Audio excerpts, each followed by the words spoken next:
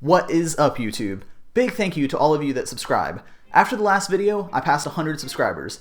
If you are one of them, you are awesome. If not, you know where the button is. Now, let's get on with the main event. Desktop and console gaming has taken the spotlight recently, with graphics cards like the GTX 1080 and the RX 480, as well as consoles like the Xbox Scorpio.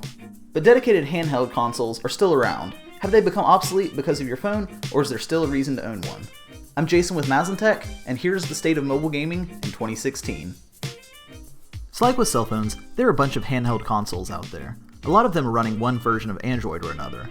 Rather than look at these, we're going to look at the two big players, the Nintendo 3DS and the PlayStation Vita.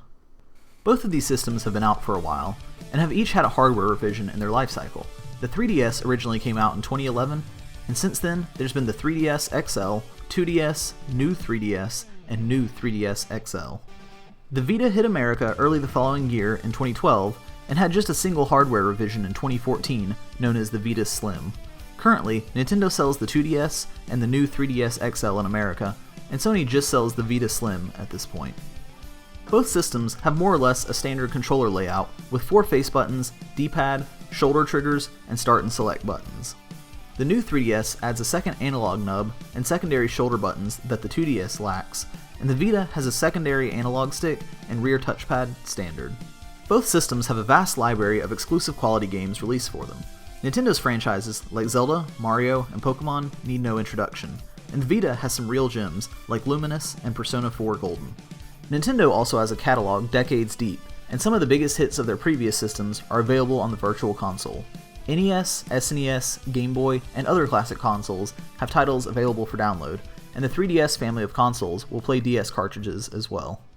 Sony's back catalog doesn't go as far back, but with PS1 classics like Symphony of the Night and Final Fantasy VII available, it holds its own. Downloadable PSP titles are also playable alongside the Vita's library. The systems start to differ when you look at what each one of them is aimed for. The Vita was extremely powerful when it was announced in 2011, and had a high-resolution screen for the time of 960 by 544. Sony's strategy was to make as powerful a handheld as they could, one that could run pared-down entries in Sony's biggest franchises. This was great at launch, but when the big selling point was more power, more pixels, the Vita was eclipsed by mobile phones. When Sony geared up for the PS4 launch, they switched up their strategy with the Vita. Rather than continue making games for the Vita, Sony turned it into a mobile way to play the PS4. As long as you're on the same network, your Vita can display what your PS4 is outputting wirelessly. It isn't always perfect, but it works well in an uncongested network. While Sony themselves forgot about the Vita, it has since become a haven for indie games and offbeat Japanese releases. For the big end, the vision of the 3DS was very different. The handheld is much lower tech, with a 240p display and a resistive bottom touchscreen. The horsepower is also just a fraction of the Vita's, but games like Resident Evil Revelations and Super Mario 3D Land still look great. The big gimmick of the 3DS is the 3D upper display.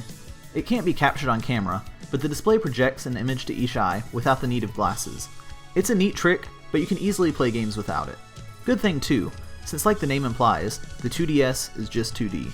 So back to the big question, are either of these worth it in 2016?